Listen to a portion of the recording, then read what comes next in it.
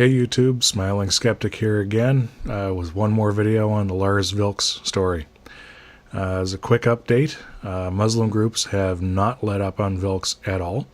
Vilks now sleeps with an axe by his bedside for his own protection. He's built a panic room in his house, and his house is booby-trapped, just in case the vandals who tried to firebomb his house return to finish the job. His website has been hacked yet again, by a hacker proudly displaying his primitive pride in his religion.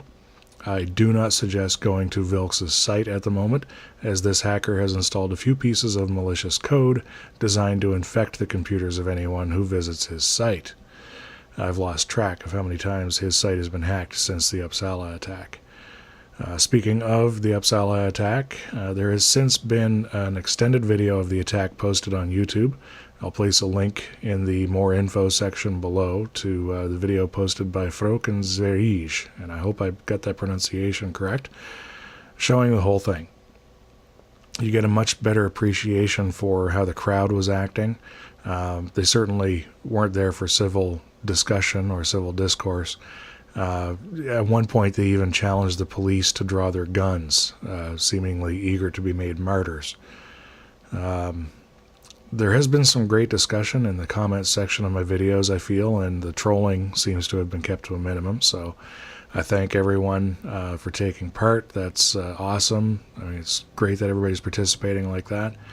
I do, however, find myself having a few conversations over and over again, so I'm just going to make this video and reference people to this instead of repeating myself over and over again.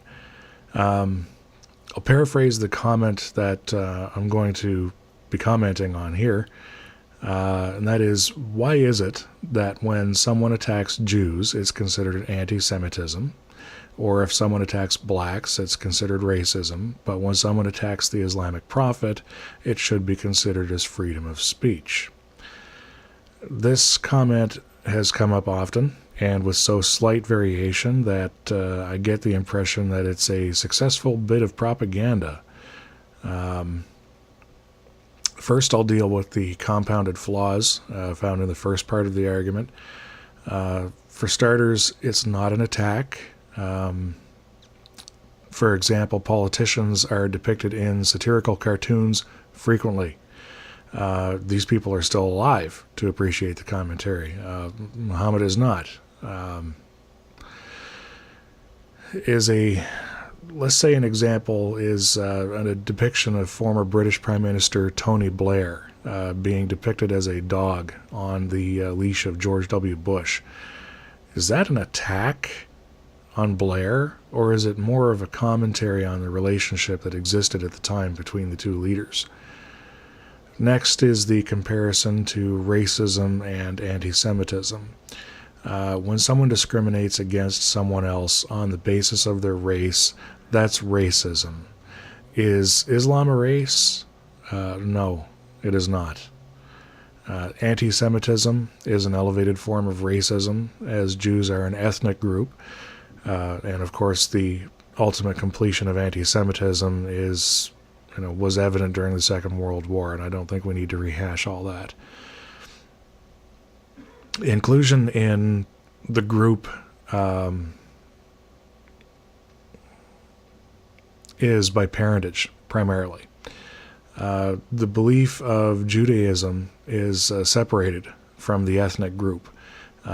Is Islam an ethnic group? No, it is not.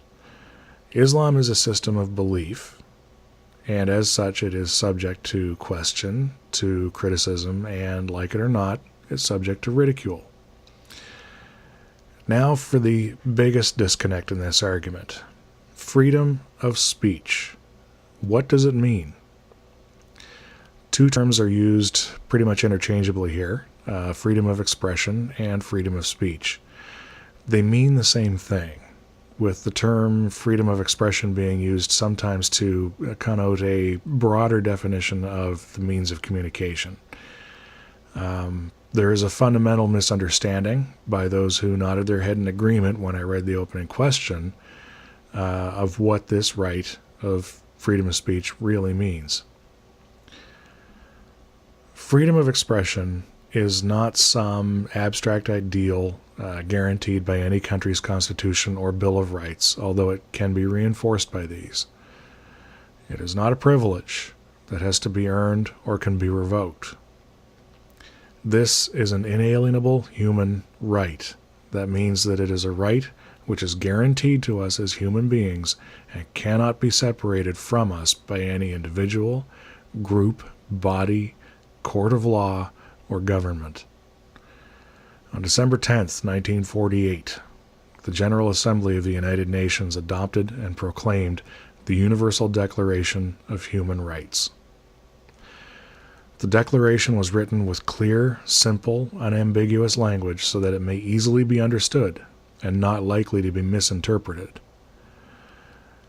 This is as it appears in the Declaration, Article 19. Everyone has the right to freedom of opinion and expression. This right includes freedom to hold opinions without interference and to seek, receive, and impart information and ideas through any media and regardless of frontiers. We either have free speech or we don't.